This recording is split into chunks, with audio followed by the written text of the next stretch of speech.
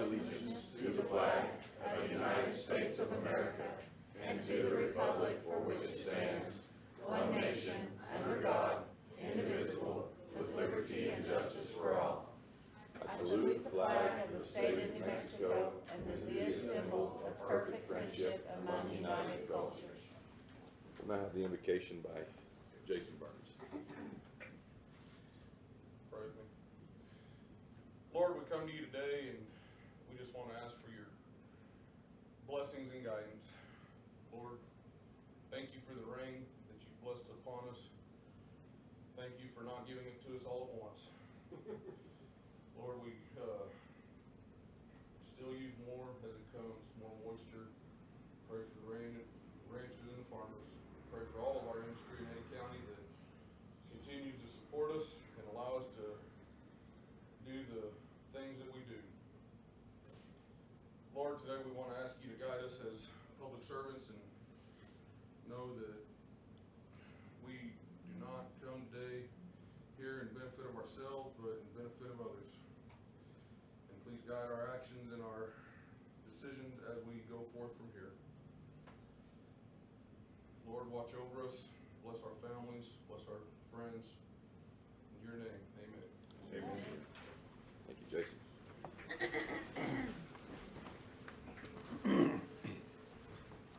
Good morning, commissioners, and good morning to all those in attendance here this morning.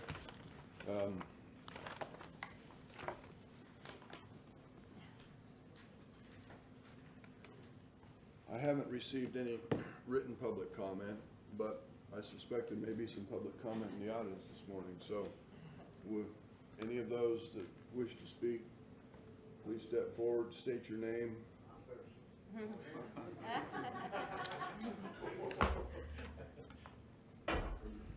You coming up too, Brittany? Okay. Yes. Don't take none of my 3 minutes now.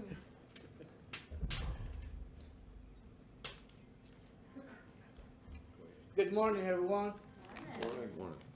I hope everyone's doing well. I have friends. I have people I've known their family for years on the commission. I'm not here to talk to you about as a friend or as someone I know. I'm here to talk to you as a taxpayer. I've been in this valley for 67 years on Grandy Road. My name is Billy Grandy, William Grandy. And it's a shame to see Otis go down the tubes like it's going down. Such a beautiful place it has been all my life. The roads are bad. We've been squeezed out by the oil companies. Land is precious land that's been in family farms for many, many, many years. 3 generations has been sold out and stomped out and wiped out. Otis is only a word anymore. The only thing that defines Otis now is the Otis Gymnasium and the Otis Community Center, where years ago, when it was still part of the old Otis building, had still the old part of the school in there, was trying to be sold out from everybody. James and I and the committee from Otis went to the county commissioner's office, and they decided to go ahead and fix it up for the community, and they did a wonderful job. Very, very good. I think they spent like what, $250,000 on the deal. And now I find out that you're wanting to just let it go, not take care of it. The beautiful trees that were around it are dying out. I'd be ashamed of myself. And I'm here with almost tears in my eyes. Because it's a living legend. It's an icon of New Mexico. It should be in a historical address or whatever. In my opinion, and many others. A lot of y'all have been, lot of functions at the Otis Gym. Oh, it was really great. Had a place to go dance, had a place to go eat barbecue, had a place to go, commissioners have a meeting. I don't care. I've got something to say and I'm gonna say it. I don't get into town very often. Mr. Grandy, we're gonna keep order during the meeting, And and if you'll we excuse appreciate me, it very much. please. Mr. Grandy, we appreciate you, we In fact, appreciate your comments. Okay, take your boot, and go over there and hit that thermostat over there. No, honestly. Miss- Y'all need to be in here sweating just like you were at the Otis Gym right now. Mr. Without Grandy. any air conditioning. Mr. Grandy, I'm not gonna ask again. Okay, Thank without you, any sir. air conditioning. I'm We're- sorry, we're- I get it. Mr. Grandy, I've known you a long time, we appreciate you. Yeah. So, but your comments are over, so we're gonna And- move over to Mr. and- Walter Scheid if we could. Anyway, let me finish one sentence here. Mr. Grandy, In no my sir, opinion- Mr. Grandy, that's Oh, enough. Be quiet. Mr. In my Grandy, opinion, y'all Mr. need to Grandy, be we are over. doing a good job, doing a We- better job. That's Thank all I you. want to say.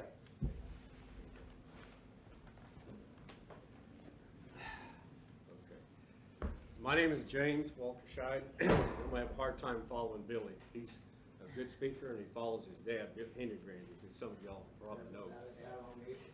Anyway, basically, we're here to tell y'all to ask y'all to keep Otis Community Center and take care of it. It hadn't been taken care of in quite a long time, probably all spring. It hadn't been watered much. If there's any water at all, I don't know. And this rain probably is gonna bring some of the grass back. But anyway, back in the school district gave us the property to the county about in the 70s. Then in 1990s, they decided to sell it. I was in the Otis Volunteer Fire Department and we protested, but they sold it anyway to Marion Jenkins. And anyway, he backed out citing asbestos. The county held a meeting in the gym and the residents wanted the county to clean it up and get some money to make it nice, and they did, to the tune of about $250,000 is what I remember. And I think they got another grant from the legislature, I don't know how much. But anyway, about 2017, my cousin Tim Walterscheid complained about the trees, and I got Brian Stevens to look at it, and he put in a drip system on the outside perimeter. And that seemed to help somewhat, but in the last year or so or two, I've noticed a lot of weeds. I've actually chopped out Malta Star Thistle, and what was really embarrassing to me was when I met with Commissioner Carlson about 3 weeks ago. There I was chopping out goat heads in the entrance to what we call the band room, the main building, and that's pretty bad to have goat heads like that. To me, it's shameful, and it's like Billy said. But anyway, hope y'all keep it, and I'd like to see y'all I'd like to make an agenda request that y'all put this on the agenda in the future county commission meeting to discuss it. There's a lot of details, and that probably one of the big ones is the irrigation system. Basically, right now is either rain or Otis water. You know how expensive Otis water is. Ernie knows, but anyway. Anyway, that's one problem. There's a well there, but Steve Massey said it's stuck. So anyway, that's an element that needs to be looked at, but it needs to be kept up. That is definitely, there's been too much money, there's too much history there. The park was named, is Bannister Park, is named after Tillman Bannister. He was the principal at Otis School. Him and his secretary, Legler Townsend, got Otis Water started, and it'd be a travesty to see it go bye-bye. So thank you very much, and we'll ask for the next person. Thank you, Mr. Walter Scheid. And if you've got new information, we'd sure like to have new information on anything about the Otis, and we appreciate the agenda requests, Mr. Walter Scheid, for that. I think that's probably the direction we need to go. So if there's any new information that's gonna come forward, we'd sure invite anybody to speak about that. Say your name. My name is Tim Walterscheid, and I'm probably one of the persons that started the stir up on it. And yeah, I went to school there for many years, and to see it go down like it did, it bothered me. I just live right down the road from there, and I go by there a lot. So I know what things look like probably better than any of y'all. And, I go over there, I've brought my own water hose over to water trees to keep them from dying. If it wasn't for that, they'd all be dead probably, or me saying something to keep it going, you know? And, some of them I counted 7 trees, I think, that's died in the last year or so. And, that's to me a disgrace for the county, you know? Should have never gotten the shape that it's in. And I know that there's a lot of old stuff there that needs to be fixed up and it costs money. It's not free. But a lot of it, echo from Billy is, we used to have, family reunions and all them good things there. It's a good place for stuff like that, you know? And as far as I can remember back, that grass has never been dead like it is now. And earlier this year, or really every year when spring comes and stuff starts growing, at least part of it was watered. This year, nothing was watered. I mean, 0. I went over there and watered a bunch of stuff on my own time in my own water hose, all of it, you know, and just to do all of y'all really a favor, you know. That's just about what I got to say. I give you my piece of my mind about the place, you know. And I really think it can look better, and I think the county can fix it up, or we would like to keep it doing. It is kind of a history mark, like Billy said.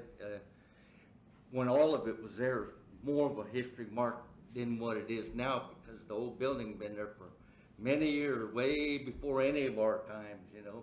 And it's just hard to see it go downhill. I mean, a lot of people around there went to school there, and but I was the only Waltershide that finished.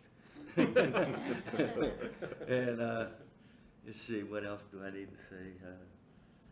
But there is still a little history there. There's a little rock wall there that's got people where they've marked their names and stuff in it over the years when they was going to school there. And it just, I don't want to see it really go to the oil fields, that's for sure, you know.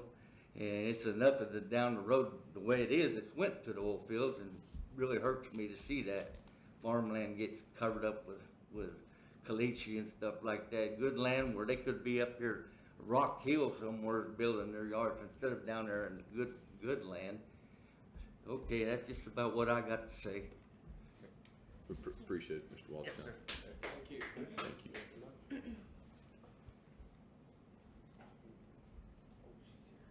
Yes, ma'am. Is it new information? Yes, it on is the new Otis? Okay, information. great. It's from a personal perspective. So I'm Christine Netherland, Chris Netherland for those that know me. And I have worked the elections for 30 years. And so when we moved from doing our elections at the Otis Fire Department, we moved over to the Otis School Community Center Music Room. And that, I've worked that building and elections for years and years, and it is a community gathering place. When there's elections, people come. We moved for a couple years to the Permian Basin Training Center. It was a dud. It was a dud. People didn't show up there. But they came to Otis School and Otis Music Room, and they showed up there and they gathered there. They would talk to each other on the way out and the way in, and it was nice to see that community mind and participation. And I feel like that building has a very good purpose, and it really needs to be mowed and weeded and everything else. And so now we're doing elections twice a year. We used to do them once every 2 years. Now we're doing them because we're doing odd. Well, no, it's still every 2 years. Yeah, next year we'll have one Yeah. as well. We Yes. can't keep it straight either, so they've got us confused. Everybody's confused. I know, it's like, what, an election, what? You know. So anyway, we're doing more elections, and so it's even more important that we have that building. I feel a very, very strong tie to that building. I didn't grow up here, but I know there's so many farmers and communities and families that love joining there, gathering there, and it's a great place to have an anniversary party, a wedding reception, and I know it's used for different things like that. But anyway, I just want to say, please keep it, maintain it, take care of it, because it's a really good asset. Thank you very much. Thank you for your time. Thank you. I think I have one more. to talk.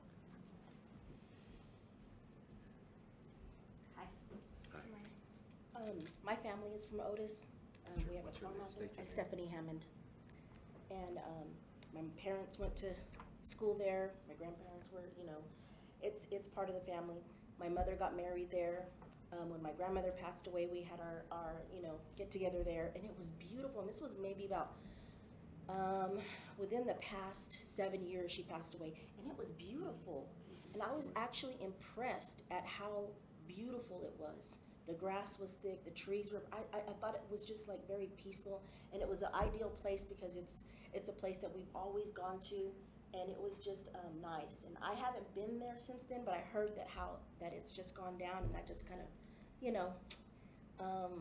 sometimes when we think about functions, we think about going there, but I didn't know that it had gone down, and so I just wanted to give you my input on how that has been in our life and how we've utilized the facility before.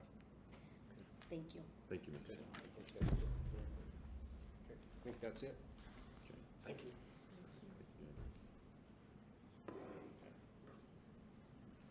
Good morning. Thanks for giving me the opportunity to speak to you this morning. I would like to address the Carrasco Road project.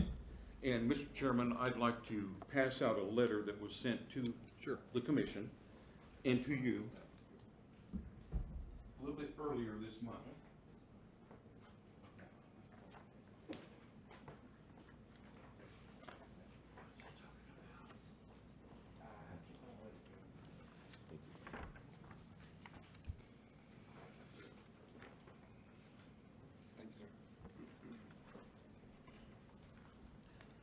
My name is Howard Vasquez again, and as you well know, the Vasquez family has been farming and ranching in this valley for probably about 60 years or more. We are in opposition to the building of the Carrasco Road. The small community, the people that live there will be negatively impacted by this Carrasco Road bypass. I understand it's supposed to link the El Paso Highway to the Hobbs Highway. One of the things that has been noted at the meetings, and we're very, very glad that you have had meetings, is that there's been a lack of communication with the commission. We want to assist you, to help you. We're doing what we can. But once, and a lot of the members that live in that small community and people along the route are in opposition, because once that is opened up, it will cause a lot of problems for the people that have lived there for years and years. We're gonna have an uptick in crime. We're gonna have an uptick in road trash. We are not getting a lot of these questions answered. They're generating more questions. What about maintenance? Who is responsible for the fencing that goes on both sides of the Carrasco Road bypass? What about when there's a traffic accident? And I'll give you an example. Recently, I had to call about a trespassing incident on Carrasco Road. There was no response. I called the Eddy County Sheriff's Department. They were on another call, and about an hour later, the state police showed up. State police was very professional. The officer asked me what had happened. I said, well, we have a trespassing incident. I said, it's over with, an hour later. So we're concerned about response in law enforcement. How are they gonna control and patrol that area? That's gonna be a hard one to patrol. So we just wanna let you know that, if we can help out, we certainly will.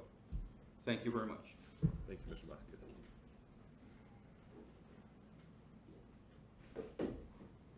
Good morning. Hey, Justin. Some of y'all know I'm Justin Wilson, a rancher, airport allotment holder off Gillock Road. And I'm here to speak to most of the public isn't even aware of the project that will be going on my property. It'll be what they're calling the Southwest Loop, which nobody's informed on, and I stumbled into it the hard way by surveyors in trespass. I'm here to state my opposition to the Southwest Loop proposal due to the financial hardships it's going to put on me and my cow-calf operation. The loop would be detrimental to not only my family, but hunters and anybody else that enjoys the public land.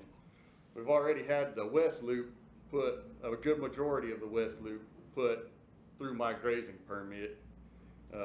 You know, and that was originally to divert the traffic out of the schools. There's no opposition from me in there. You know, that was started long before I come along, but when that West Loop is completed, that should take care of the traffic coming, you know, across the schools. That's what it was put in for. But the proposed Southwest Loop will be entirely on my grazing allotment. I'm the only man that it will affect. And, you know, once you hit the other side, you hit Mr. Vasquez and everybody else on the Crosco Road project. Most people are unaware of the Southwest. They're being looked at for the road. It'll be devastating. It's gonna divide every one of my pastures into pieces, leaving just strips of land, and all of my water system will be displaced and unusable. You know, I also have dirt tanks at the areas they're looking for the cattle water, that have been in place for many decades, and they're gonna be coming right across that. You know, all conservation efforts, you know, as far as range management, you know, doing brush control, everything that Soil and Water and everybody else has been involved in, you know, it's gonna be affected. It's gonna affect the rangelands, the wildlife, you know, and once again, as Mr. Vasquez just stated, you know, as a leaseholder and landowner, we have a legal right to be notified on these trespasses and possible disruptions of grazing. And as a constituent, I mean, there's no transparency, no communication for anybody that's been affected. Most people I talked to, they have not been in here and they were not informed on a lot of stuff. I know it's, you know, we have to come look some information ourselves. I understand that. But I'm here to just say the proposed right of way would be devastating and ask y'all to take this into consideration when it's time. Thank you. Thank you, Justin, appreciate it. Are there other comments, public comments?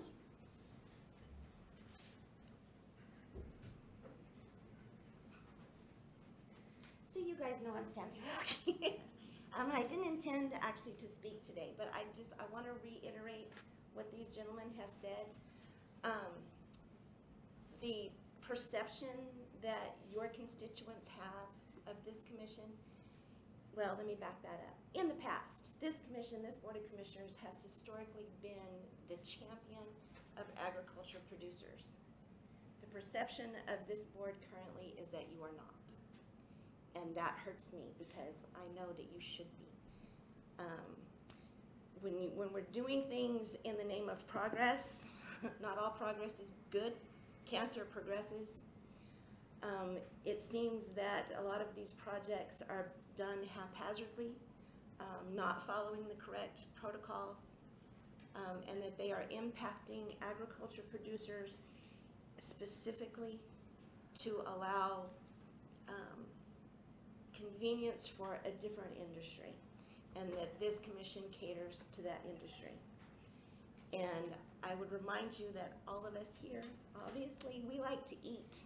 And if we keep impacting our producers, we reduce our ability to do that in the future. We have lost so much farmland, so much agriculture land, and there's only so much of that we can lose. So I'm asking you to please consider what these individual producers have asked you to do and stop catering to a specific industry.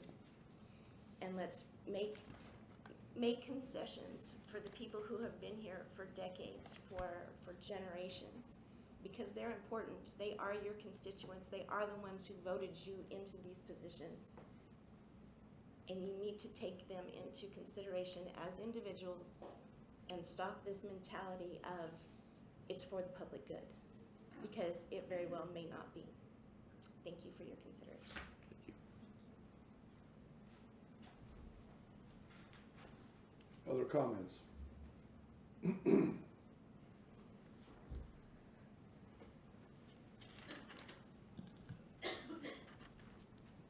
Chairman, Commissioners, we just wanted to bring the staff in that we've hired to start a fire academy and is currently staffing the logging station.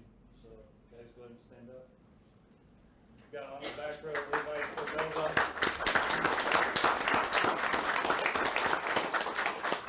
He's on B shift. Wyatt McCaw is A shift.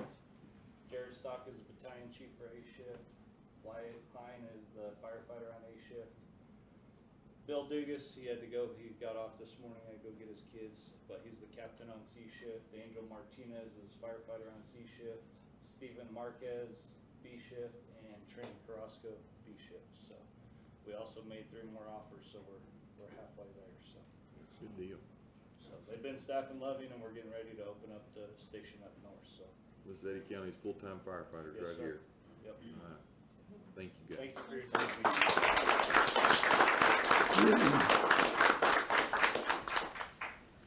Thank you, gentlemen. If there are no additional public comments, we'll move on to the trailing portion of the agenda. Commissioners? All right. Granny, I'm sorry to be so harsh. Thank you.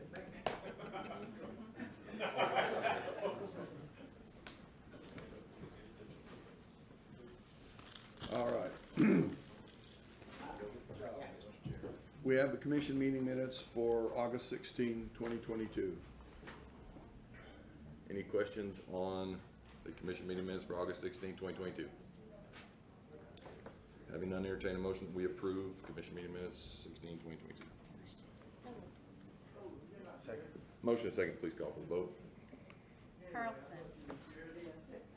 Oh, Cordova. Yes. Henry. yes. McCutcheon. Yes. Beard. Yes. You look good doing it too. Poke him fast, make sure he's still breathing. Make sure he's still breathing. All right. The next item on the agenda is the expense approval report for August 2022. Any questions or comments? Having none, we'll entertain an expense approval report for August 2022. So moved.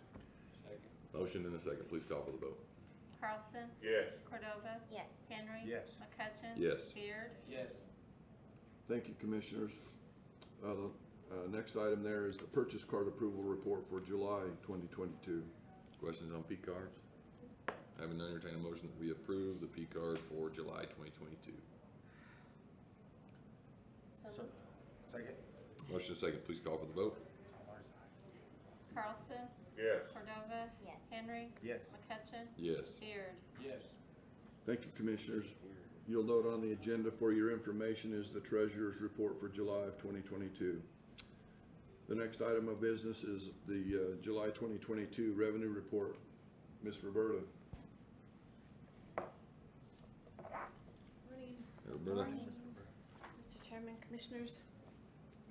For the July 2022 revenue report, for the distribution month of July, it was April's business activity. The county collected a little short of $4 million for gross receipts tax, and we collected a little short of $9 million for oil and gas. So for April's business, that was when we were about $102 price per barrel. We had about 18.9 million barrels that month. For gas, I believe we had about 105 units at a little over $8 for each unit, which is astronomical. This year, I think we budgeted $2 and 65 million units for gas, so that's quite a bit higher. So with that, I'll stand for any questions. Any question for Ms. Roberta? I move we accept it. Okay. All right, well, we've got a motion in a second. We'll see if it passes unanimously or not. All right. Please call for Carlson. Yes. Cordova. Yes. Henry. Yes. McCutcheon. Yes. Beard. Yes. Thank you, Commissioners. We've been I'm going blessed. now. Good to know what captures your I attention. wish I had to get you something interesting, huh? All right, the next Let's see how item this of business is budget versus actual for July revenue and expenses. Ms. Roberta.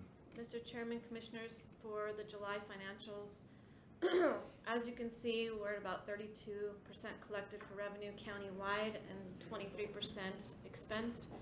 However, majority of that are transfers. We had a little bit short of $30 million of transfers that were transferred in July. So taking into that consideration, we're about 12% collected countywide, and we're about 4% expense countywide overall. Could you scroll down just a little bit to the general fund? For general funds, we've collected a little short of 14 million. Obviously, majority of that is your GRT and your oil and gas that we just discussed. So general funds right at about 15% revenue collected. If you could scroll down to the second page. For general funds expense, we're at about 37% expensed. However, again, $30 million of the 34 million you see expensed are transfers. So really, we've only truly expensed about $4 million in general fund. There are just a few departments over that 8% where we should be in July, but really it's due to one-time large expenses, you know, whether it's their software for the year or insurance we've had to pay, something like that. So we're still pretty good, right on track. So with that, I'll stand for any questions as well. Any questions regarding budget versus actual? Having none, entertain a motion that we approve the revenue and expenses for July. So moved. Motion second, please call for the vote. Carlson. Yes. Cordova. Yes. Henry. Yes. McCutcheon. Yes. Beard. Yes. Thank you, Commissioners. The next item is discussion and direction and possible vote for the 2021-2022 surplus. Ms. Roberta. Mr. Chairman, Commissioners, as you all are aware, when I did final budget and year-end financials, we brought all that information to you a while back. So we're bringing back to you, Al and I, a discussion about the surplus for fiscal year-end 2022. So we are making the recommendation to move that surplus money into the capital improvement fund, the 3,400. We've done this for the last few years for our future capital needs. So we're making that recommendation again this year to transfer that surplus into the capital improvement fund. Putting it in that fund allows us to direct it as you determine, and it takes it out of the general fund so that, you know, there's a distinction there.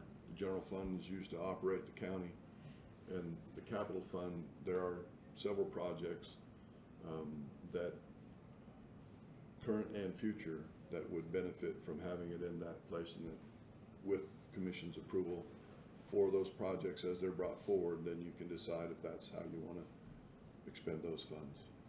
Does that protect that money moving it into the other fund, or do we need to go farther and encumber it some way or another? I wouldn't necessarily say. I'm always nervous about somebody from points north trying to get their fingers on it.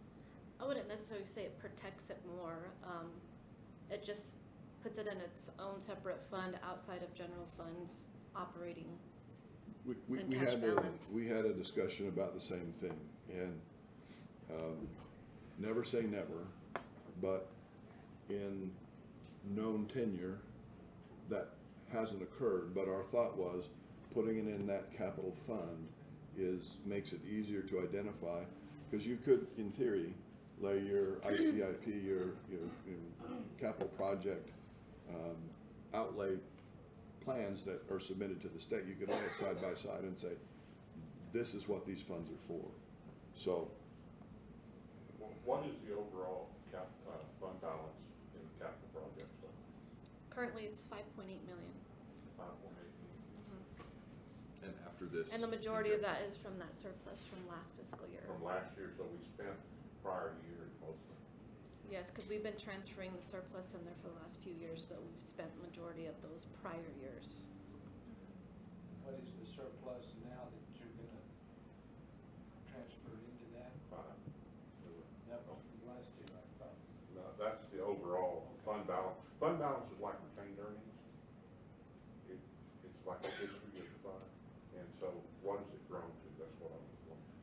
Yeah, it currently sits at 5.8 million without this fiscal year and 22 transfer. Okay, and this year is how much? right on a piece of paper and slide it across. It's significant. It's significant. Yeah. It'll be a good boost. So it's kind of our nest egg. You can tell them, that's fine. It's 73.9 million. So, it's not we're not Santa Fe, there's no feeding frenzy, we have, plans and provisions for those monies Sure. at the commission's discretion. Yeah, and I think that's important as you described earlier. We need to identify projects because there is a lot that can be done with that to benefit the citizens of the community. So as long as we have those projects identified and get this encumbered and set on it for eons. When do we need to? Well, it gives us the opportunity to do more projects throughout Eddy County and have the funding to do that. And when do we need to, like, lay out what we want this money to go for? I mean, can we just do it as we go, or? Yeah, you can do I don't- it. it's Once not the a- money's in there, the cash is in there, and then you can bring projects as you need them. Causes the treasurer a little consternation in terms of places, financial institutions where to place that money. But that's been an ongoing process, right? This is just the accumulation of last year's revenues relative to the expenditures. And the bonuses or benefits of commodity prices in the past 12 months has allowed for this surplus to be accumulated. However, when taken out of context, as happens sometimes with information from this meeting, people draw the wrong conclusions. So we're trying to be prudent about the direction that we're going to take for use of those funds. We've spoken about it, and we're now in the process of getting budgetary numbers, but the option or possibility of a detention facility and subsequent court facility, would use a significant portion of those monies if that's what the commission decided was appropriate. But we're trying to do it in the right sequence of understanding what that budget figure would be so that we could come and say, here's, based on this information and this analysis, is the figure, rather than here's a swag at, on the back of a bar napkin. Oh yeah, well, let's do that, right? So we're trying to do it systematically and logically to make the best use of those funds, really to help public safety and the court process and all of those things that go with it. So we have an outline and a plan, but we want to firm that up with definitive information for the commission's consideration. And that process is in progress right now, and so it won't be long and we'll have that information to bring. So, but when as you've seen in recent media with the state, we're gonna have $3 billion in new money. Yeah, I wanna get in that kind of discussion. So. It's gonna be calculated encumbrance of these funds for needed items in the county. Absolutely. This is a surplus that needs to be handled with extreme Care. We need to be extremely judicious in the handling. of these Absolutely funds. right. So these are, And based on some of our recent experience with trying to obtain state or national monies from the purported gobs of stuff available, that's just not the case. So it may be we have to look internally to take care of the things in that space. Perhaps I'm a little jaded because of recent outcomes, but if that's what we need to do, then that's what we need to do. I think it's being cautious, and I think, like you said, we have to be good stewards of this money. we don't care if we got millions or $10, we're not gonna waste it, so it doesn't matter. Right. So, with that, if there are no more questions or discussion, We'll entertain a motion that we approve do you want to put it into that 3,400 fund in the capital project line item in our budget. Make a motion, we move into the capital project. Motion and second, please call for the vote. Carlson. Yes. Cordova. Yes. Henry. Yes. McCutcheon. Yes. Beard. Yes. Thank you. Thank you, Ms. Roberta. If you'd make that transaction, that would be great. Thank you. Thank you, Commission, for the discussion.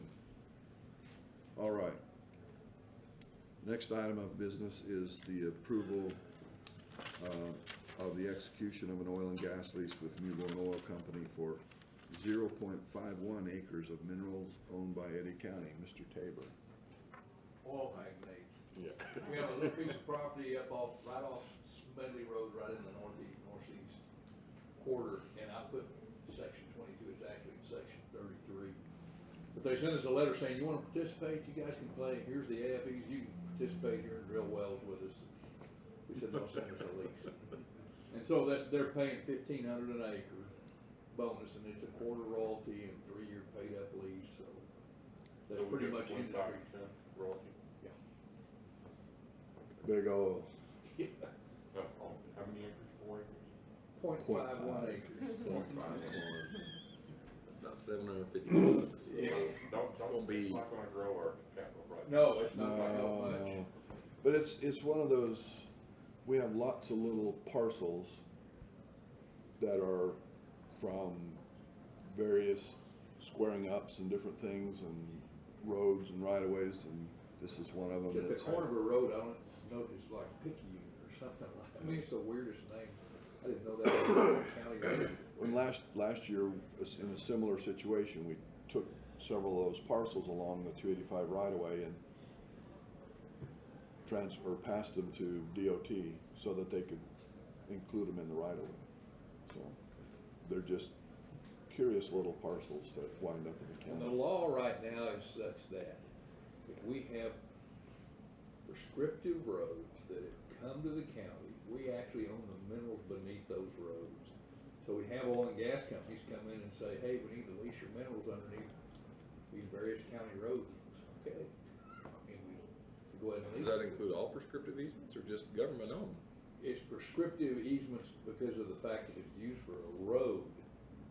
There's case law that says you get the fee simple to that area beneath that road, surface and minerals. What if it's a private road that's been used for years, it becomes a prescriptive easement? What's That's the been the case law argument. I mean, they're saying, why did you, because that's what's happened to some farmers, you know, that's how we got prescriptive roads. Yeah. What the oil companies do, if that's that argument, they take a protection lease, you know, they get a protection lease, so they got it for both of them, but when they distribute the money, the county gets our little share of the money. We're not getting, that just doesn't happen. And we're not interested in if it's No. been a private from it, you know, we would direct them to the private landowner. That's correct. Right, we wouldn't try and. Say, hey, those are our minerals, kid. Yeah, no. We haven't had that problem. Right, okay, so, anyway. So, having that, we will is there any more questions, comments? Entertain a motion that we approve the execution of oil and gas lease with Mewbourne Oil Company for 0.51 acres, minerals owned by Eddy County, with the correction of section 22 to section 33 in the description. It was in my description in the agenda request, it's correct on the lease, Okay, so. all right. What do you call those? Lawyers error, or lawyers, Clerical errors, yeah, malpractice. call for the vote. All right, so we need a motion in a We're second. gonna make him happy. Second. Motion second, please call for the vote. Carlson. Yes. Cordova. Yes. Henry. Yes. McCutcheon. Yes. Beard. Yes. Thank you, commissioners. Thank you, Mr. Kaz. All right, next item is the reclassification of digital records specialist to digital records coordinator, Sheriff Cage. Good morning. It's been an exciting morning in here. More excitement than we usually see. This is, somehow whenever we made this position, the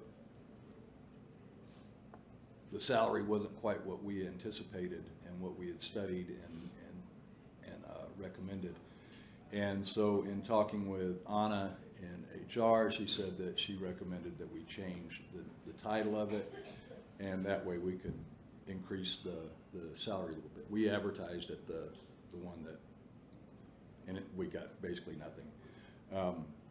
This is probably still low because of the area where we live, but we're going to give it another try at this one. Right now, my staff is inundated. IPR requests they're expanding exponentially. We're getting tons of them now. Cass's staff is overwhelmed with them, and I don't know. It was like I said when I first brought this one up. We're going to try one. We're probably going to need 2 or 3.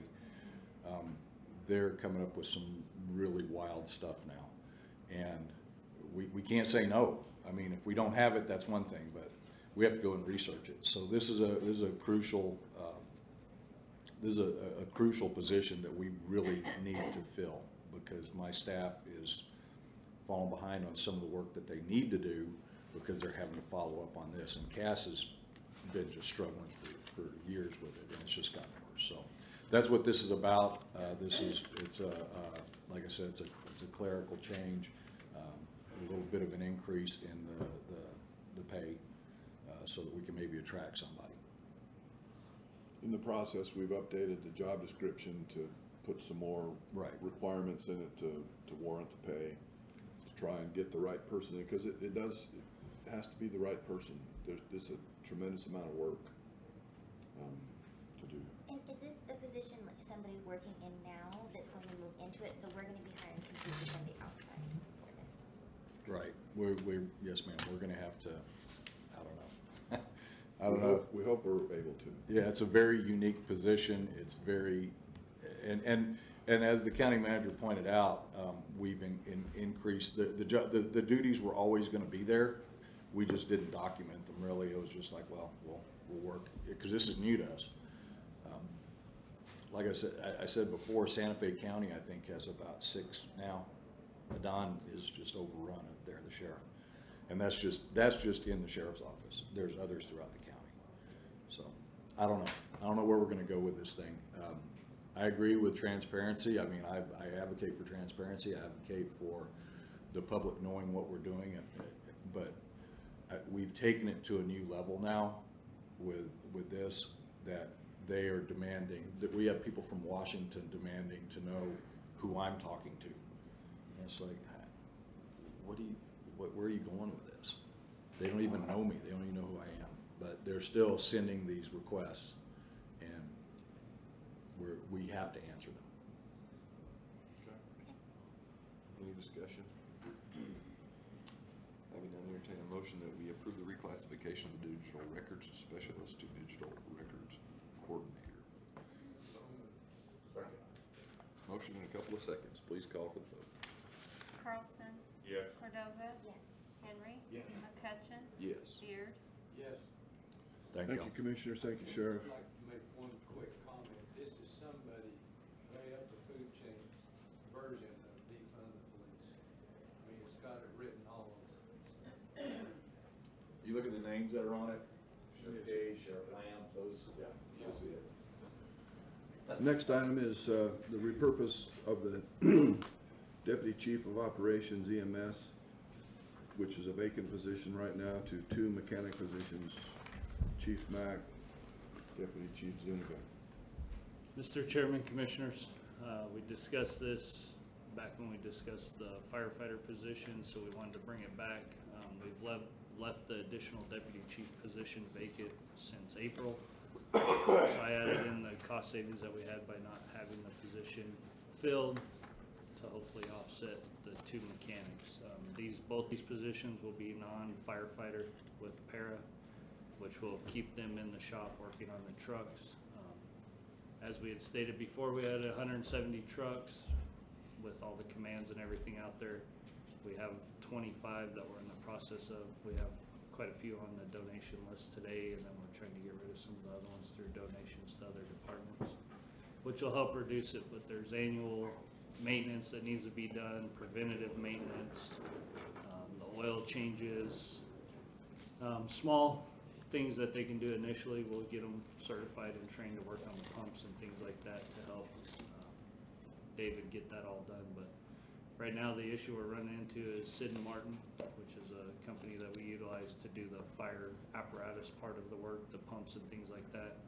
They have about 30 openings for mechanics across the country, so they're struggling.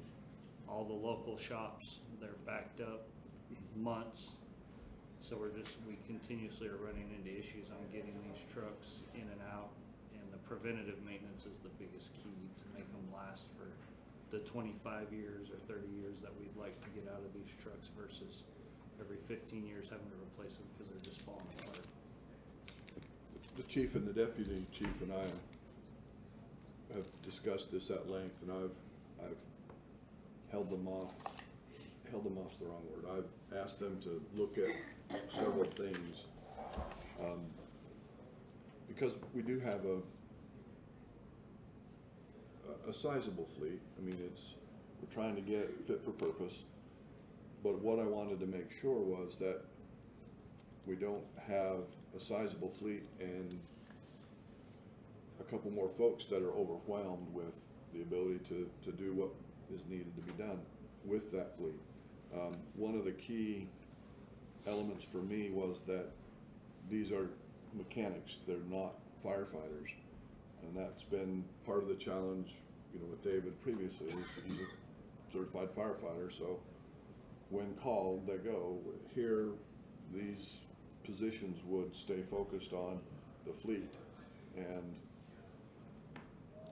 we're still gonna have to contract out for some services just because of the nature of the maintenance need or the repair need. But hopefully, we can take care of, they'll pay for themselves with what they do versus have to, just the downtime would cover that incremental cost. So you just told us that the specialized industries are understaffed because they can't find the mechanics. And I'm assuming that these mechanics would have to have specialized skills and knowledge of firefighting equipment.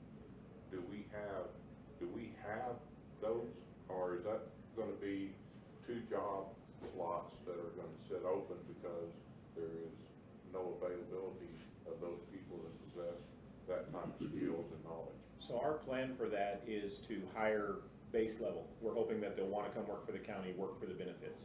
They'll start on preventative maintenance, and then we will train them for our skill level. So to work on our fire pumps is not the same as going to be an oil field mechanic. They would be specially trained for ours, but we're not looking to find somebody completely already trained. We're looking to train them to our needs. They would start out as the preventative maintenance, which is one of our most lacked things, which is we can train them pretty quick to be able to do the oil changes and the inspections. And then our plan is to gradually increase their level of training. And so one of those 2 may stay as a preventative maintenance mechanic for a while the other one gets trained and does the mechanic work. And then we train them both.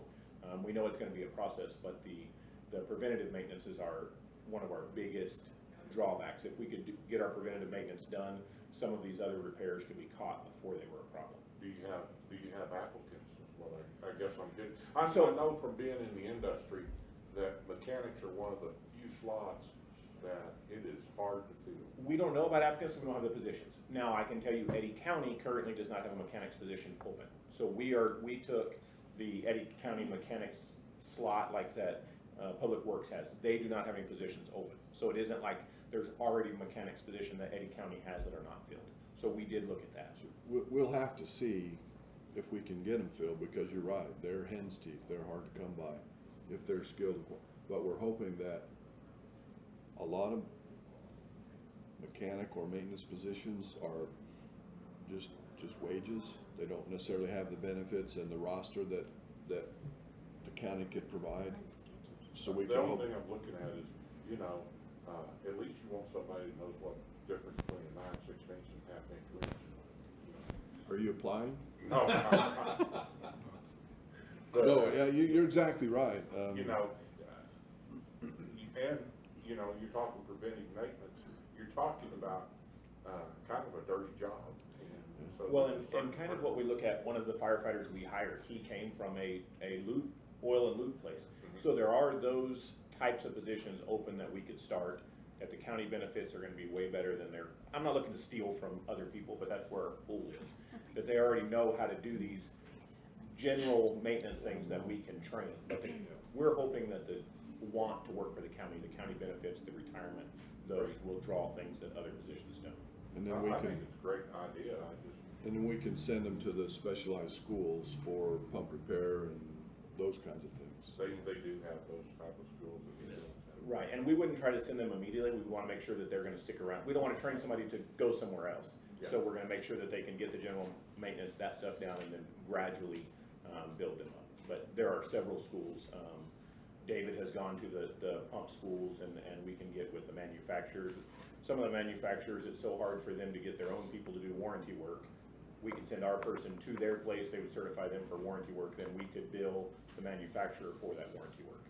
That was always our problem, we would send them to the manufacturer, get them trained, and then the manufacturer would hire them.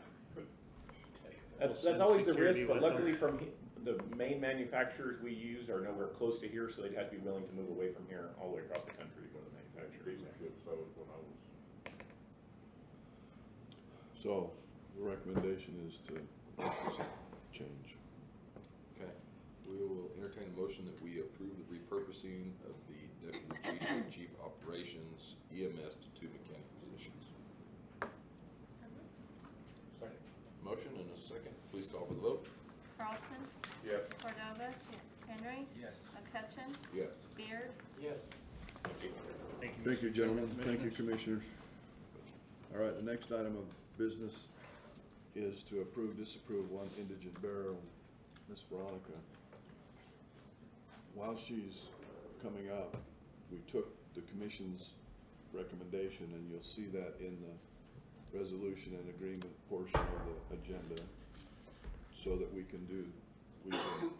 can consider delegating that authority. But we did have one that needed to be done, so we brought that one, but the other agreement's in the consent portion, so. Okay. Did I do that right? Yes. Not that we don't wanna see Miss Veronica, but So this morning, I'm just seeking for one last approval for indigent burial All right, this is the last through one the here. commission. Okay, who was the second? second. Motion and a second for approving one indigent burial. Please call for the vote. Carlson, yes, Cordova, Yes. Henry, Yes. McCutcheon, Yes. Beard, Yes. thank you, Commissioner. And in that resolution, which is 2276, the roles, responsibilities, and expectations to do the due diligence, nothing's changed. It's just the delegation of the authority to approve them, so that they don't have to come individually. Right. The commissioners. Thank you, Ms. Veronica. Thank you. Thank you.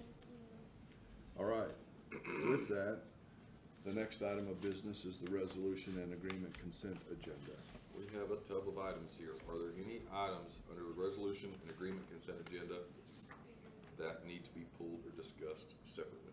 I would like some discussion on 8. 8. The resolution number 8 or Yes. agreement number 8? Resolution. The amending 2210? Yes. Okay. Entertain a motion that we approve the resolution and agreement consent agenda as presented, with the removal of R-22-80. so moved, Second. Motion and a second, please call for the vote. Carlson, yes, Cordova, Yes. Henry, Yes. McCutcheon, Yes. Beard, Yes.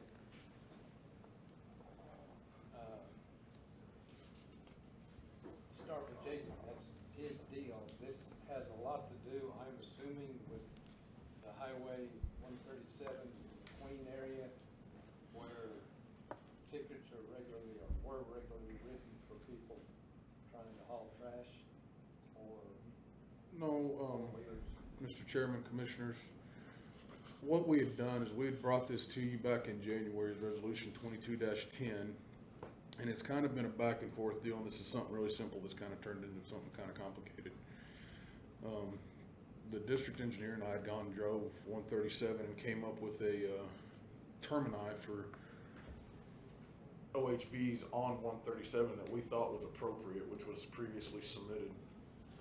After we brought it to the commission and you approved the resolution, we submitted the packet and the request to the NMDOT commission, which at the time was hearing several OHVs and OHV resolutions, applications, requests.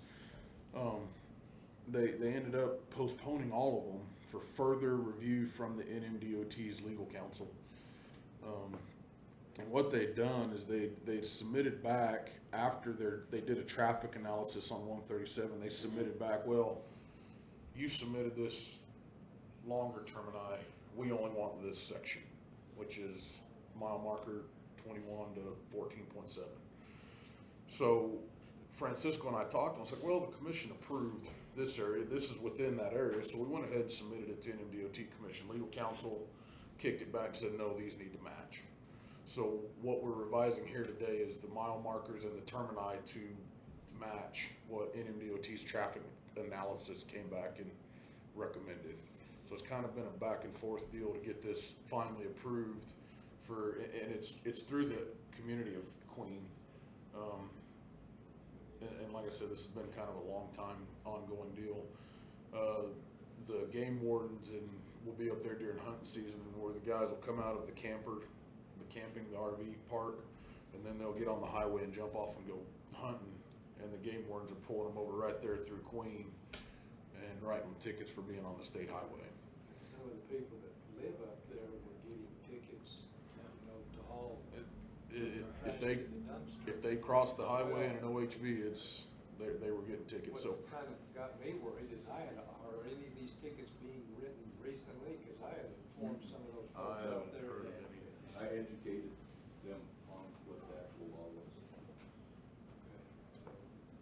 So, did NMDOT commission approve the current packet, or is it gonna go back to it's them going to go at the back next to commission meeting? the next. It'll be the commission meeting in, I think, October. They're having a few commission meetings. It'll be one in Silver that we're going to take it to, and then they will rehear and hopefully vote and approve it. So this isn't long enough up there. I mean, 6 miles? 7 miles? yeah, I mean, shoot, that may get you to the south rim, but, or to the north rim. My road, first but- recommendation was from Marathon Road all the way through the termination of the road. Yeah. This was also, the reason this has kind of taken so long is at one point, the county was in negotiations to take over the whole road. We kind of went through the deal and decided that probably wouldn't be in the best benefit of the county. This is what recommendation DOT and their traffic analysis came up with. If we'd like to table it or go and have some more conversations with them, we can, but it was just to kind of get the area approved so that there was an actual approved area. I think it needs to be approved like it is, but I think we don't stop work on getting it further, because how are we gonna, to Sheriff's point, how do we keep, you've gone up there and informed them what the law actually is. Well, past mile marker 21 and a half, at 21.6, it's illegal, right? Like, that's a ticket because you're out of the zone. So I guess it'll be done with signage and things like that. But, I mean, you're liable to, you can make a loop and come out in multiple places along that highway. Technically, it is. The law states that you can run parallel to the highway, which in many cases you can, if it's clear enough. It also states that if there's a barrier, like a cattle guard or something, you can get onto the highway to go around it. There's a lot of workarounds for it. And which is what I had the captain come from Roswell and met with us and when he started here, and he agreed with me. He said, yeah, you're absolutely right about the law. So there's workarounds with it, but I definitely agree with you. I don't think we stop working on trying to get more area designated, because a lot of these vehicles up there, they're in better shape than a lot of the motor vehicles on the road right now. They're safer, so I don't have a problem. You got a $40,000 Can-Am, you ought to be able to drive me on the highway. Whatever that was. Speaking of signs, one thing that would State Road 137 signs. You might, that first low water crossing with the big hole in it on Rocky. They're aware of it. All right, drive a State Highway 137 sign right in that hole. So they quit calling Fred, that's all. Please call. Yeah. You put a ticket number on there for complaints, pull a ticket and call. Yeah. NMDOT. They have a new person in that That's a position big to hole. take those calls, right? I think so. You lose a baby elephant in that hole. All right, so what do you want to do with R22-80? Entertain a motion that we approve R22-80. Second. Motion is second, please call roll. Carlson? Yes. Cordova? Yes. Henry? Yes. McCutcheon? Yes. Beard? Yes. Thank you, Commissioners. Thank you, Jason. Keep up the effort. All righty. You see in that, a lot of the donations that Chief Mack and Deputy Chief Zuniga were talking about are in that section there, so. Next item is the elected official and department updates. Ms. Gemma, yes.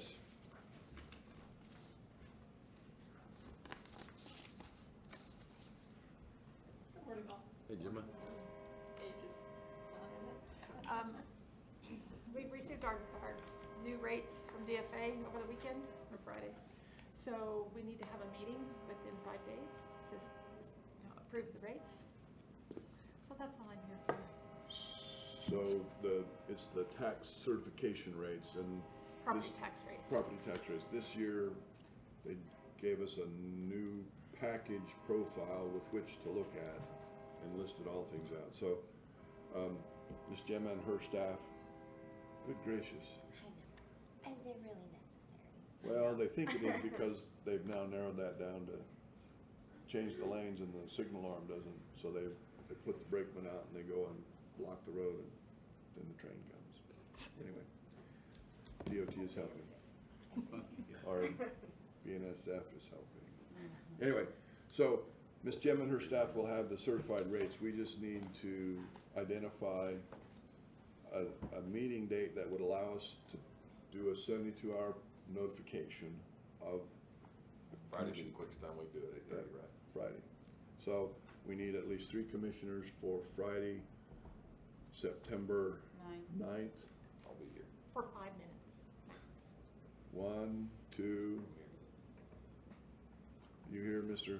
Beard? I've got a water board special meeting that morning. Okay, can you be here? I have an appointment at 8:30, but I can change that. If I We can do it at 8 o'clock. Why don't we do it at 8? Yeah, we can do it at 8. That's, we can make it, put You it. can do it at 8 o'clock? That way you don't have to travel down? So Commissioner Carlson, Commissioner McCutcheon, and Commissioner Cordova at 8 a.m. Sure. Friday morning? Siri, put on Steve's calendar. I'm not gonna do that. That'll be this Friday. They'll ridicule This us. Friday, this We Friday were morning, last time. September 9th. That's good. 5 minutes. Yep, Okay. Thank you. Appreciate it. thank you. And if you'll get the information to Yeah, she's working on it now. Adrian, all right, and we'll get it published. Right. Thank you very much. You'll send us out a reminder. Yes, sir. Absolutely. Sheriff Cage. Yes, sir. I have a request of someone to fill in for me at, I think this is the first NMC board meeting I've had to miss in about since I've been on in 5 years, but I just can't go. September 29th from 2 to 5 is the legislative priorities and initiatives review, which is not absolutely necessary to be at. There is a reception from 6 to 7 and dinner from 7 to 9. This is all going to be in Las Cruces at the Hotel Encanto. The actual meeting is at 8:30 on Friday, September 30th. It has to be an elected official to stand in proxy. What's going to happen is we're going over our legislative priorities, and I'll be happy to, whoever would like to go for me, I'll be happy to give you a breakdown of what they are, because we'll be voting on them as a board. And I don't think it's gonna be anything controversial. I don't think it's gonna be anything crazy that there'll be a lot of arguments or anything like that, but it would be nice, it's not absolutely necessary to have someone stand in for me, but it would be nice to have a proxy there. I can be there because September 30th is my son's birthday, and he lives in Las Cruces, and I'll be there. Perfect. I guess we have that answered then. Perfect. So Thank you, if Commissioner. you'll send me the information, I'll make sure Commissioner Carlson has it. Yes, sir. Please. I will do it, and I'll make sure and I'll let them. Will you want to stay at the hotel? And Yeah, I'll stay at the hotel. okay, because I'll send the reservation stuff for you, and I'll answer that. And for dinner, yeah, and I'll get with you about the dinner stuff, or I'll get it. however you Hour's want. easy for you, Sheriff. And I'll make sure that I'll make the answer for you. Thank you, Sheriff. Other elected officials or departments?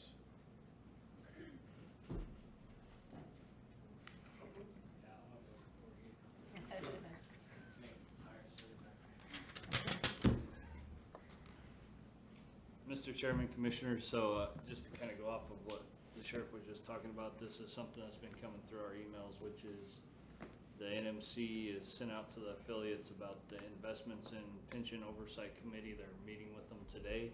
They're trying to do a waiver for return to work for retired law enforcement and fire personnel. And I think that's something great that possibly we should consider supporting. It'll allow them to continue to draw their pension and not pay into para to come back to work, so. Because we're seeing a shortage all over, the cities are seeing the biggest struggles, but I think it'd be a great opportunity, because there's a lot of people out there that would come back to work, they just don't wanna give up their retirement that they worked for to go back to it, so. I just wanted to bring that up, and I'll get with Mr. Davis, and we'll discuss possibly a letter of support for that. Well, that's been a long time coming. Yeah. Unfortunately, until the Albuquerque Police Union backs off, it'll never happen. That's the sad part. That's the sad reality. I'd like to learn a lot more about that. And the teachers. Yeah, the teachers, the same deal. Mr. Chairman, Commissioners, just kind of a quick update on a few things we're doing, and I'm gonna kind of roll into another, deal we've done. We did authorize the surveying of the West Loop Phase 2. We're trying to, plan the feasibility of that project. We wanted to go through and do the surveying and kind of find the best route, to see if this was a project that we wanted to undertake, something that, we've known it's a concept, but we really needed to find the route to be able to go start the discussion of how we wanted to do it. I did talk to Mr. Wilson outside. We're gonna go address his concerns, go ride around with him here in a little bit and make sure that we address him properly, so we'll take care of that. The other thing I wanted to talk this morning about is we attended the New Mexico Department Commission meeting in August 18th. And we went up there to discuss they authorized and approved the TPF funding for this year. Which the TPF is the Transportation Project Fund that they allocated and done for several years now. And I went and spoke as the chairman for SERPO, and we thought it was worth it to drive all the way up there and speak to them, because what they've done is every district submitted applications for projects, and the RTPOs prioritize those projects and submit them up to the DOT Commission for approval, and it goes through your RTPO, your district engineer, who then makes a recommendation up to the secretaries, and it's approved by the commission. What they did is they took the applications this year and were evaluating them, and then came back for a second run and wanted to do what they call shore up money. And they basically went out and re-asked for projects for additional funding for shore ups that were existing projects. What this ended up doing is it ended up cutting $14 million off the top of the $123 million of funding that was available this year. Is that just essentially cost overruns? Shore up? That's what they called it. They called it shore up, and they're blaming overruns, they're blaming inflation. And this is kind of what we went and spoke to as a representative of Serpo, saying, Commission, you are setting a bad precedent with this. You're setting a very bad precedent by taking your initial applications and then coming back and allowing for additional projects that are kind of handpicked by the commissioners, by the engineers, and providing them additional funding. It'd be interesting to do a reconciliation on the original scope of those projects. And that was part of our discussion during the meeting. And the concern is that, well, where does this stop? You know, you allowed for shore up this year, you blame inflation, you blame COVID. Hey, that we understand. What about next year? What about the year after that? Are you gonna shore up your shored up projects? I mean, and kind of the comment I made on the deal was, what assurances is NMDOT gonna require from these projects that are underperforming and over budget? Are they gonna continue to underperform and be over budget? And are you gonna continue to just kind of handle money until they're done? I mean, it potentially could deplete TPF to a point where, you know, there is no more TPF. And, you know, the purpose of the TPF is for this to be brought up, divided up amongst the districts for our major projects that are in the areas that, you know, could do some significant impact, significant improvement to areas. And that's how it's meant to be. It's meant to be shovel ready. And we talked about that too at the DOT meeting. We brought that up, that projects that are actually shovel ready, that'll go to entities that'll efficiently expend the funding. And the comment was made, well, what's actually shovel ready? Well, shovel ready is 30 to 60 days from having an executed agreement. Your plans are ready to go. You're not having to develop a project to the funding that you receive, which is kind of a common case. And you get your agreement, you're bringing your plans up to date, and you're going out to bid. And then you start construction. And I don't think there's a lot of entities that do that as efficiently as, you know, we do. We are ready when we go to project and we get funding. So we made that point, and it was a very good conversation with them, but we've tried to evaluate at our Serpo committee. We've tried to make it to where we evaluate the larger projects and prioritize them where they go first. And we've broke this down to where everybody can receive some type of funding, but we've really wanted to say, hey, these are bigger projects. And we ranked our project with Ada County this year. We submitted an application and it ended up being ranked #1 through a committee. And it was not funded because they came in and cut $13 million off the top of it. It was ranked #1 by the state? No, it was ranked #1 by our RTPO, the Serpo committee, which our district engineer took our recommendations and passed those up. And what ended up happening is when they cut $13 million off the top, it ended up cutting like $7 million off of our overall TPF. They weren't allowed to fund a large project, and they ended up funding a bunch of smaller projects that came in, which, you know, at the end of the day, the projects that were funded, I agree with. It's gonna be dollars to dirt right now. They were a bunch of maintenance projects that needed to be funded right now. It's gonna be an immediate improvement that we'll see benefit for that community now. But at the end of the day, if we don't complete our larger projects, it doesn't ever overall improve our infrastructure. So this is where we went and thought it was worth the drive to Farmington to tell them this cannot be allowed to continue. So now tell them the Paul Harvey. The rest of the story. The rest of the story is, since the comments were made, we had a very good conversation. We got some really good support from Bruce Ellis during the meeting, who's our DOT commissioner.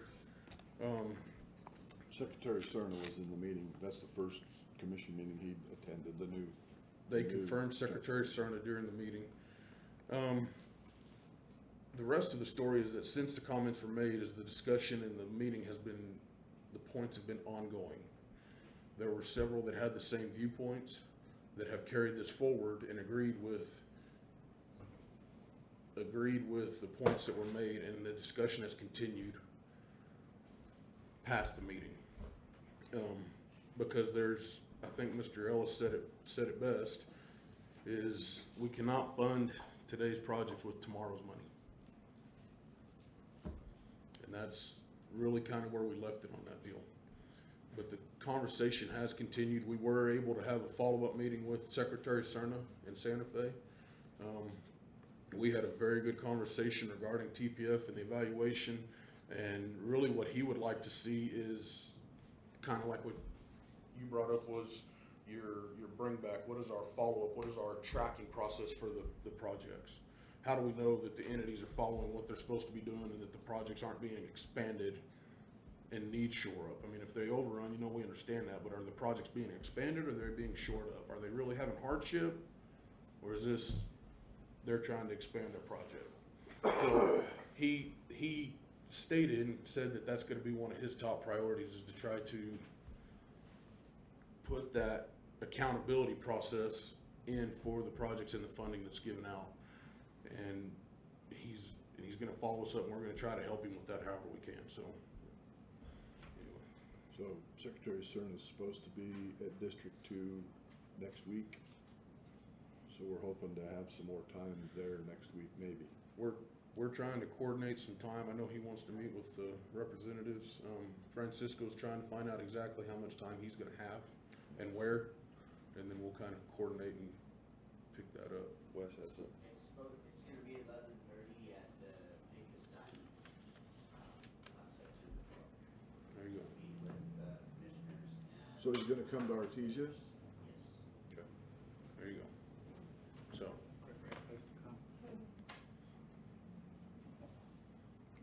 Artesia or Pecos Valley? Oh, Artesia. And that's gonna be what, guys? That's the 12th, which I think is next Monday, sir. It's 12th? 12? Okay, 11:30 a.m. Yes, sir. Good. So, it was worth the drive. We've made the comments. It was heard. The conversation's continuing on, and hopefully we'll be better off next year when we're able to do it. So we'll resubmit, reapply, and see what we can do. But they are aware of the potential of what it could do to TPF if they keep nitpicking projects. So. And not to nitpick, but it was somewhat coincidental or not that one district got all the money. Just saying. We made that point. So. Couldn't imagine which district that would be. Do what? Couldn't imagine which district that would be. It happened to be the chairman's, so. Let me ask you this question. I know that one time, one of the problems with funding in the DOT was the fact that, you know, they get so much federal money. And they, when they appropriate that money, they appropriate about, a pad of about 25%. And so what was happening was a lot of those projects weren't getting closed out properly. And so that money was held up because the project had never been, all the paperwork had been submitted and finished out. How much of that's still going on? The TPF is completely state funded. So the federal guidelines and checklist and paperwork doesn't apply to TPF. Okay. The previous SERPO funding that we went after was federally funded, and it was pretty extensive to get it closed out, the paperwork done, and all the documents and records and everything that you needed to check their boxes to get in. But with the TPF being state funded, it just follows the state policies and the state guidelines for funding. So it's not the federal guidelines, it's the state guidelines. Okay.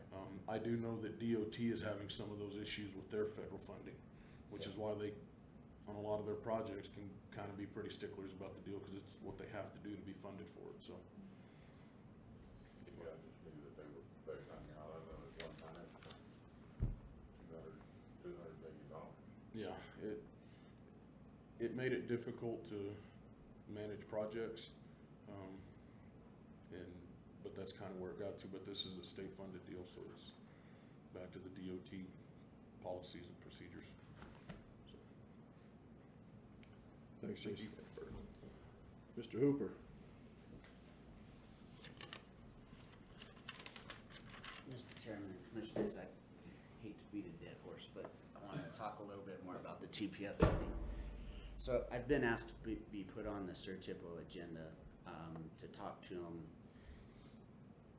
In my opinion, this is a good lesson for them to learn that what happened was there was too many projects submitted for too much money. And I think that if our CERTIPO will take and say, okay, we've got $24 million for District 2, we submit projects for $24 million and not anymore. Because if you do, Francisco then has to make that decision, and he's falling back and saying, well, I'm just gonna take what the CERTIPO did, because he doesn't wanna be the bad guy. Well, then when it goes to the state, then it gets political. And then they wanna fund as many projects as they can to make more people happy, so they fund the smaller ones to get more entities money rather than what, in my opinion, what TPF was. It's been in place for 3 years now, and it was put in place to fund significant capital shovel-ready projects, and it's just gotten. Is there a limit on the money that, on the size of project that they'll take? Is it significant capital, but they didn't Right. put a floor on the?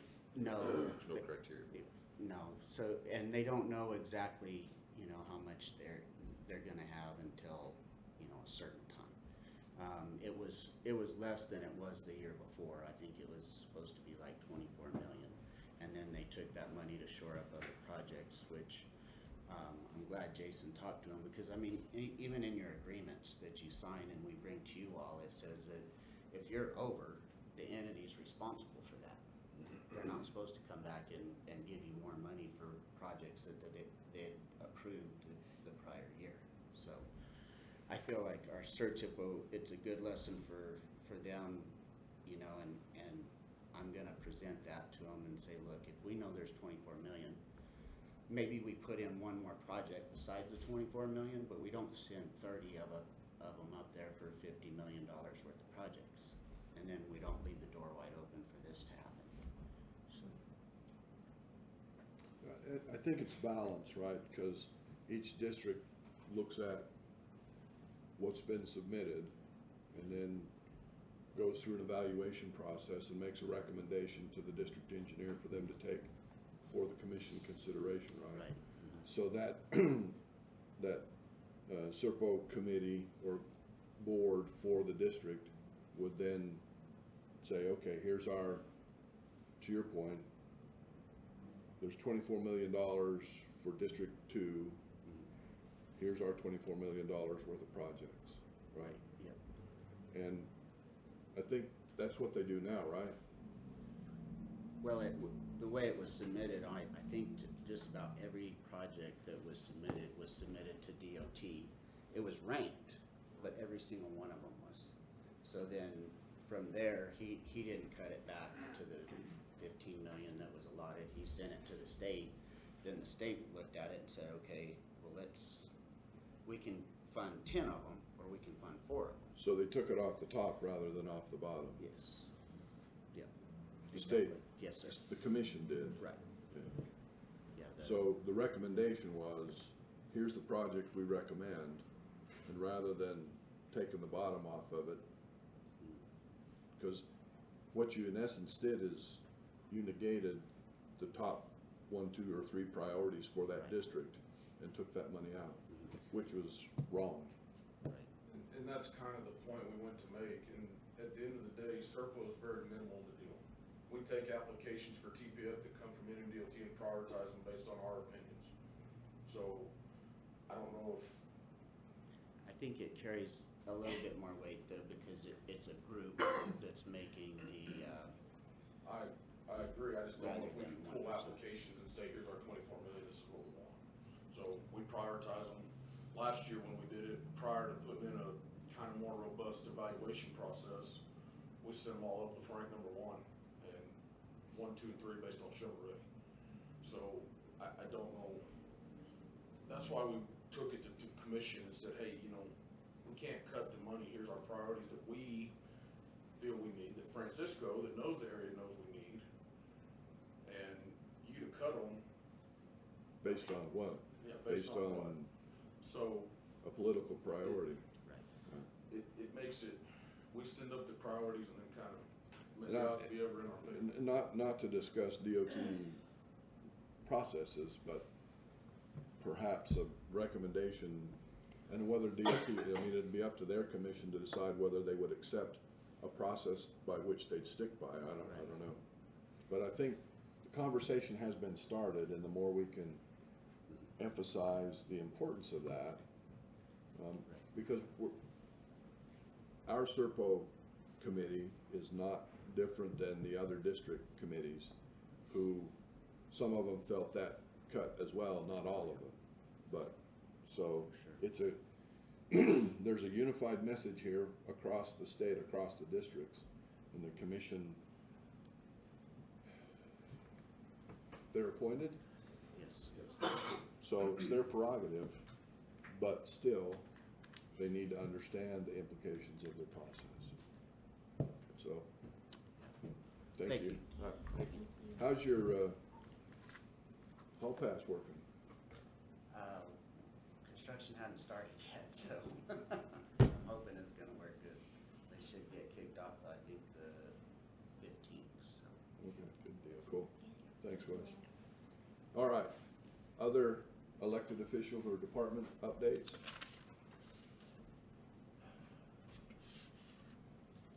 Seeing none, thank you for those that shared. Legislative updates. I haven't had any conversations with our legislators in the last few weeks. I know they've been at various and sundry interim committee meetings. LFC's been busy, as have other committees and other locations. They've been moving around the state, so no additional updates there. Travel request consent agenda is the next item of business. Any questions or comments, items to discuss or pull from the travel request consent agenda? Travel request consent agenda, there we go. Having none, entertain a motion that we approve the travel request consent agenda as presented. So moved. Second. Motion is second, please call for the vote. Carlson. Yes. Cordova. Yes. Henry. Yes. McCutcheon. Yes. Beard. Yes. Thank you, Commissioners. We have no emergency business today, and our legislators are in various and sundry places across the state. Any other elected official comments? None. County manager comments.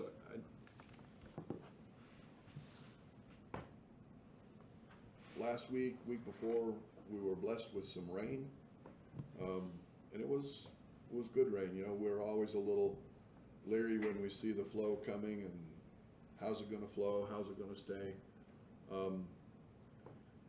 Our emergency management, our public works, our fire and rescue teams were all on notice and alert. There were multiple actions. We had some rescues, we had some road closures, we did have some flow.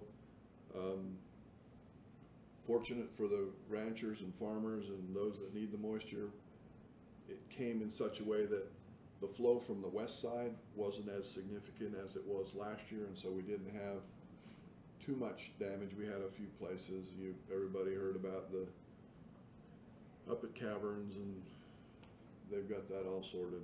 Most of the flow came from southern Chavez County. The flow there was a little bit of a low, and it circled around through northern Chavez County, so the Pecos took a lot of flow. I think Brantley raised about 12 feet, which was needed, so. But I wanted to thank all of those departments who had folks out and who were paying attention, watching, and working with the other local agencies who were out. You know, Sheriff's Department was helping, Carlsbad Artesia Fire Departments, and the police department. So we continue to ask folks that if you see running water across a road, don't cross. You don't know what's under it. And that's I won't say that's always the case, but some of the rescues, you know, it was folks getting out over their skis a little bit. There was a rescue in Dark Canyon, just being up that far and having that much rain on the mountain can cause some problems. So thank you to all of those folks that are helping in that regard. As I mentioned earlier, working with Roberta and others on trying to look at our surplus monies, and we'll bring a recommendation to commission at some point, hopefully before the end of this year. And that's probably sufficient for today. With that, we'll turn it to the county commissioners for comments. Start maybe with Commissioner Carlson today. Don't really have anything today. Okay. Good. Commissioner Beard, you got anything? I do. Ag versus oil, the comments made during the comment period. It wasn't the county commission that sold all the farmlands and the contractors' pads that have got caliche on them to the people that are doing that and taking it over. We didn't sell that land, it was private owners that sold that land. The county has encumbered the responsibility to maintain the infrastructure and improve the infrastructure to deal with all of it. And that's something I wish we could have, a point I could have made during all these discussions. A little bit on the Otis. I'm kind of thinking we need to do something about the Otis School. I've made mention of that in the past. And one point that may be overlooked is we don't have drop boxes because we maintain multiple voting spots.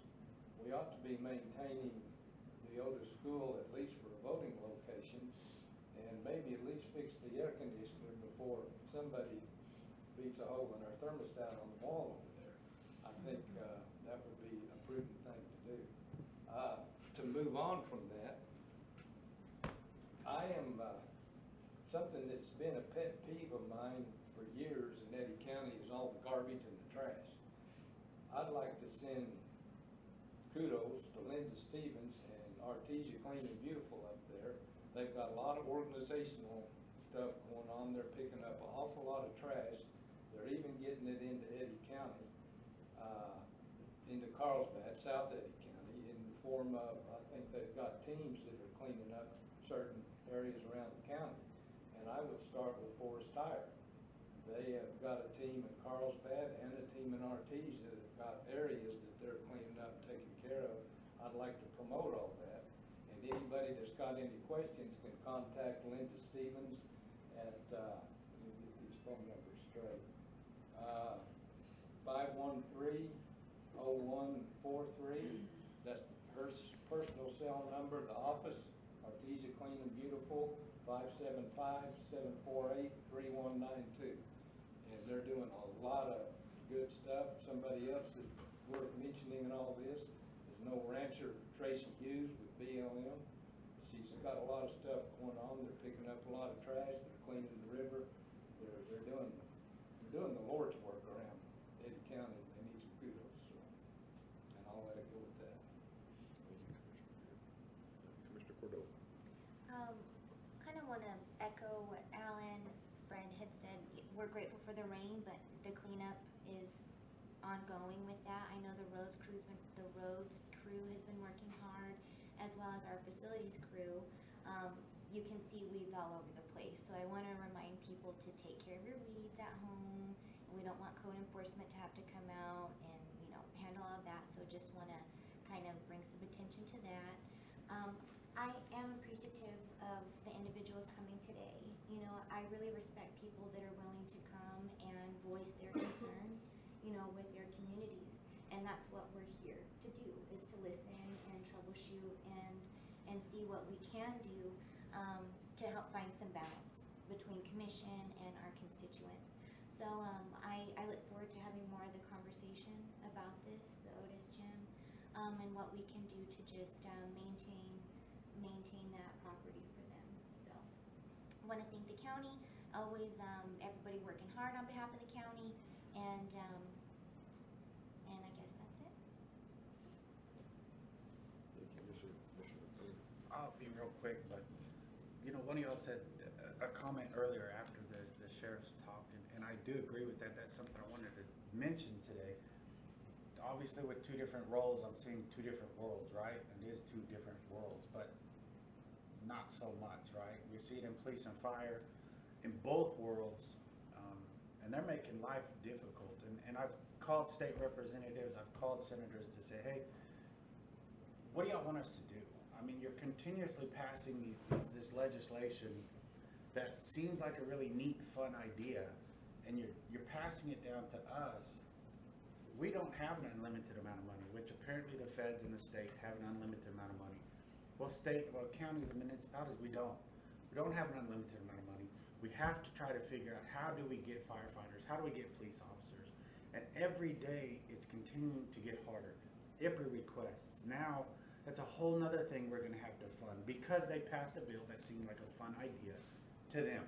Mostly because they're lawyers. So it is a fun idea to them because, I'm sorry, Cass. Not all lawyers. But most of them up there, they're all lawyers, and it benefits them, because their law firms benefit from all these IPRA requests and all these lawsuits and all these things that are going against the very constituents that they're supposed to represent. And it's really difficult, because then you jump off police and fire and hearing what Wes and Jason had to say. It never stops up there. There is no thought for money up there. Oh, we'll just take it from here. Oh, we ran out. Lee County's doing pretty good. Let's take it from them. The fire funds are doing good. Let's take it. We've seen how they operate. We can't operate that way. And I wish they would start thinking about some of the things they do, because we can't afford to keep up. We cannot continue to raise the salaries that we're going to have to raise for all these new positions to keep up with the nonsense that they're passing, which isn't helping anybody. It's not doing anybody any good. It's hurting communities. It's hurting counties. And I don't know how we get more aggressive with it. I don't know how obviously everything we're aggressive. We take it to the state and it falls on deaf ears, but I think we have to continue to have that fight. You know, when you have had one group in power for so long and their ideals are different, they don't even have to say defund the police anymore. I wouldn't. If I was on their party, I would not say defund. They're already doing it, because they passed these bills that make it almost impossible for us to keep up with what they're wanting to get accomplished. And it's pretty difficult on both sides. It's pretty frustrating on both sides, because I think us as commissioners, us as city officials, whatever you are, we are the last line of defense. We are the ones trying to get things done for our actual people that are working and living in our communities. And it is frustrating when some people come up and say, oh, you're one way or the other. I think this board has done a very good job of trying to represent everyone that's in the county to the best of our ability. And I think we'll continue to do it. So I had a lot more to say on a lot of different things, but that's good. Well, I'm a little bit like Commissioner Henry's. I had a lot more to say. I was gonna go really off on climate change today, but I didn't want to bore everybody with all of my late night reading that's been taking place. So late night, it's like 8 o'clock, so it's not that late. But yeah, just a couple of small things. Well, kind of one big thing. Brian's not here today, but I do appreciate Brian, him doing the turf and getting things kind of churched up out in front of a lot of the county buildings. Apparently the Otis people don't feel like that's been taken care of on their side. So, but we're not real maintenance people. We're not real turf people. We're not real. That's really not what facilities is supposed to do. Yes, they have some small lawns that they maintain, but we were able to change the Cherry Lane Park over to the city because they do more of that type of work. And I'm not saying that it's okay for us to neglect those things. So you need to get a contractor or something like that. If we own it, we need to maintain it and make sure that it's okay. But we need to have those discussions. I think we'll have it on a further agenda item so that we can discuss it freely as a board. And we've got some public input there. So it's good, it's brought to our attention. It's never crossed my mind until James came to my office last week and said he's going to come today. So we appreciate the citizens and their concern. but I do appreciate Brian and his, getting some flowers in, getting turf in, and everything like that. We don't need fancy facilities, but well-kept, well-groomed, facilities are what, the county, is the perception that the county needs to have, along with the well-groomed roads and, you know, things like that. So wash sheriff vehicles, everything. So it's all one good appearance if we have start to finish. Again, not fancy or overdone, but well maintained and sufficient. So we appreciate Brian doing that. Commissioner Beard did point out a really good comment that the farmland has been sold with the intent of development, and so we do have people upset about things like that. I think we need to talk about Justin a little bit more. I know you visited with him, Jason. He is going to have a significant impact, more than anybody else there, and so we need to you know, sit down with him, and I know that you're going to do that. I've sat down with him, visit with him a few times, but it isn't going to impact his operation. So in no way can Eddy County running their business impact somebody else from running theirs. So looking at it with maps and practicality, and you know, taking emotions out, what is this going to mean for the operation of his ranch? And you know, the BLM needs to be an integral part in that. And I'm not speaking necessarily to Jason, but we do need to make sure that the BLM is an integral part in doing that. So I think a couple of things they may have dropped the ball on, letting him know there was going to be some trespass and things like that. So that's, the onus really lies on them, but we have a little responsibility as well. Pick up the phone and call. We'll go a long ways there. So you know, it may be a lease ranch, but he's purchased the lease under certain you know, under certain parameters, and you know, you do that, and the rancher takes ownership of that land, though he may not own the exact dirt, but you know, he takes ownership over that, and he's got a view of that's his, and that's what you want. You want somebody that is a good steward of public land. So we're glad he's out there. You know, the surveyors that he caught out there could have been somebody dumping trash, and he'd have caught them just as easy as he caught somebody surveying. So a little heads up for him would be great, but I think the discussion's probably not over. We need to figure out how that's going to impact his operation. And at the same time, you know, we do go through these processes of we do studies, we do routes, we put these bypasses in, and again, they are going to have impact to certain individuals, but at the same time, we have to do for the good of Eddy County and the citizens to transport safely and efficiently, so that industry can thrive, and that includes agriculture. Everybody knows I'm not opposed to agriculture, not in the least, but at the same time, agriculture can impact oil and gas, and oil and gas can impact agriculture, and that's the juggling act that we have to perform here on the commission, is try to make sure that everybody is represented correctly, and that's what we're going to do. So that's really all I've got. I won't bore you with my climate change dialogue, so I know everybody was probably super disappointed about that, so I'll spoil it with you. I'll spoil you guys with that at the next meeting, possibly. I'll have even more information that'll be forthcoming. So it'll be really good. Wow, I'm disappointed. Yeah. I was looking forward to that. Darn. All right. But with the looming executive session, Yeah. we don't want to get into that. We do have a need for an executive session, so I would like to recommend that we move into that. Take a break. Yep. Yes, take a break. Perfect. So, yeah, so we'll vote to go into executive session at 10:25. That fine? How much time do we need? Yeah. I'm not saying. Couple hours? Yeah, I'd say at least 30 minutes, maybe more. Let's lock in, let's just go to 11. Let's say we're gonna come out at 11, it'll give us 35 minutes. Is that okay? That'll work, yes, sir. Okay, so we'll entertain a motion that we go into executive session starting here in about 5 minutes at 10:25 to come out of executive session at 11, giving us 35 minutes so that we can discuss limited personnel matters and threaten or pending litigation. Okay. Motion? So moved. Motion and a second. Please call for the vote. Yeah. Carlson? Yes. Cordova? Yes. Henry? Yes. McCutcheon? Yes. Beard? Yes. Thank you, Commissioners. All right. Welcome back here. I will entertain a motion that we come out of executive session, certifying that we discussed only limited personnel matters and position vacancies and some threat and pain litigation on transportation projects. Motion and second, please call for the vote. Yes.